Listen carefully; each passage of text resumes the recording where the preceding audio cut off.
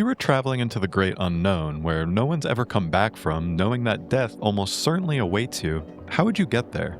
A ship? A hang glider? A goddamn Ferris wheel? I took a tour of the continent in Expedition 33 to try and answer that question for myself, by examining the wreckage of vessels left behind and poring over journals for first-hand accounts. Some of these methods make a lot of sense, others are hilarious, and some of them, like the boats, just don't add up. Well, in real-world physics anyway, or biology or algebra, I don't know, I'm not a doctor.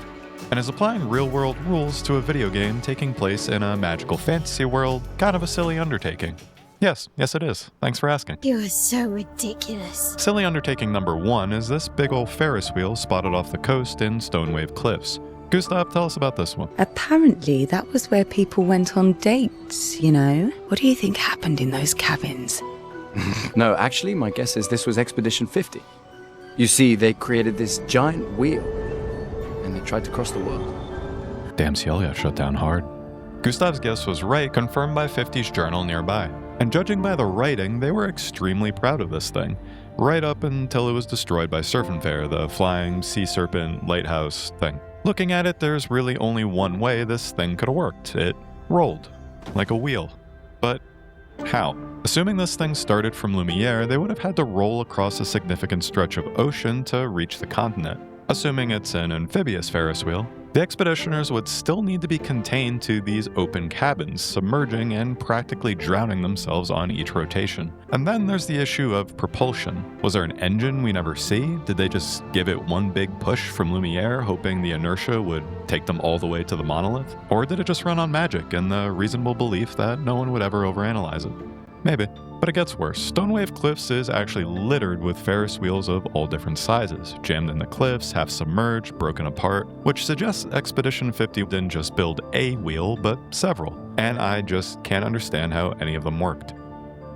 The other vehicles you find here are the airships. These belong to Expedition 78, who, according to their journal, stole them after losing patience with the Council of Lumiere. But they did find the time to paint a big 78 on every airship.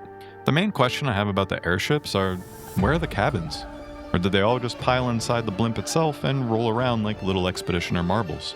The remains of the airships aren't confined to this area, but can be found all over the continent. All in all, I counted roughly 50 before getting bored. And that's a conservative number, as many are shattered into pieces that make counting them pretty difficult. But just imagine that for a second. Dozens of airships hurtling through the sky, piloted by what are essentially French sky pirates. If I were a Nevron, I'd be deeply concerned.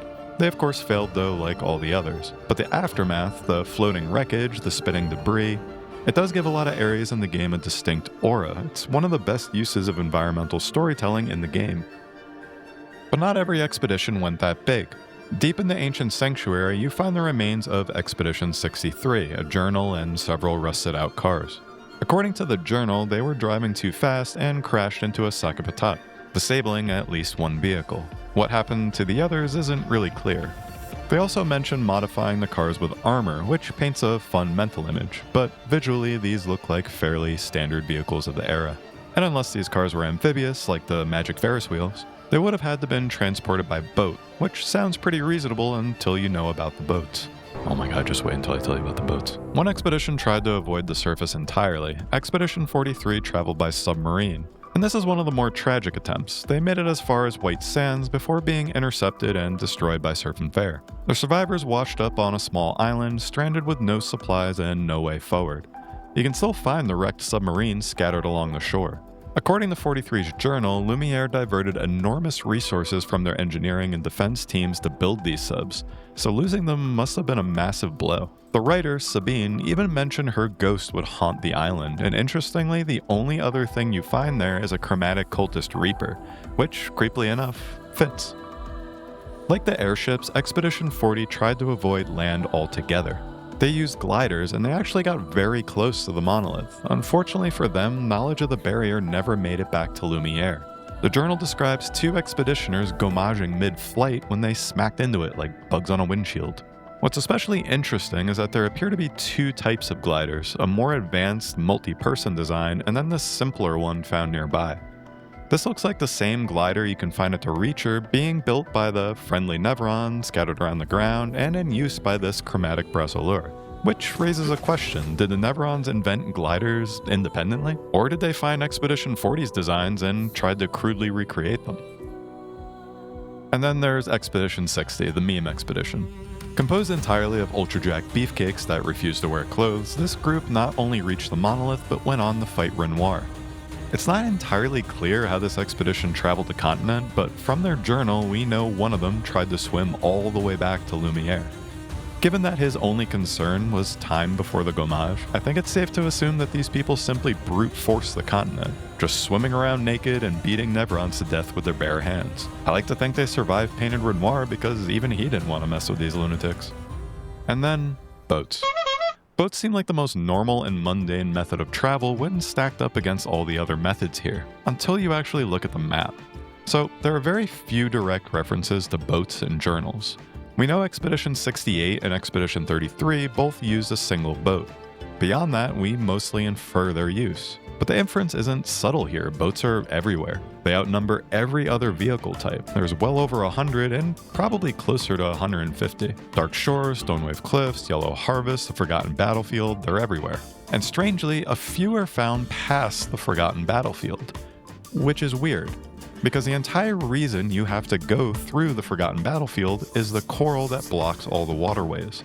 Not even SK can break through it until you get him the right rock, so the boats likely couldn't either. But coffee, you say, maybe that coral hadn't grown to be that size yet. And I'm glad you bring that up. Let's assume Gustave to be of average height.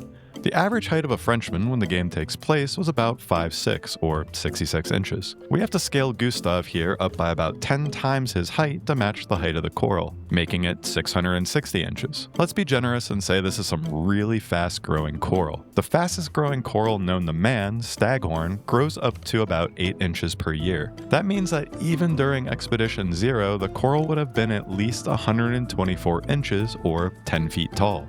That's almost 2 Gustaves. Now, even if the ships were stronger than SK and could have broken right through this coral, there's still the little problem of the water being extremely shallow. It's only about 3 feet, or just over half 1 Gustave. Way too shallow for a boat of this size to reasonably sail through. But that's not all that's weird about the boats. Look at Lumiere here on the map, and here's this inland sea of the continent where most of the game takes place. How did the boats get across this landmass to that inland sea? We never actually watch this happen. We see Expedition 33 sailing off into the wild blue yonder, only to reappear again upon landing at Dark Shores. There is kind of an explanation. On the Lumiere side of that narrow strip of land, we see a tunnel, the entrance of which is just big enough for a boat to fit through. And it seems pretty plausible until you look at the other side, which ends in an 83-foot tall waterfall. That's 15 Gustaves. And to make matters worse, the top of the waterfall is actually much higher than the tunnel entrance on the other side. So for this to work, the boats would need to break coral that SK can't, sail through 3 feet of water, survive a massive vertical drop on the sharp rocks, and ignore the basic elevation mismatch. At some point, the explanation stops being fantasy world and starts being just don't think about it. Stop it. Get some help. And unfortunately, I did think about it. My immersion is broken, my day is ruined, thanks for watching.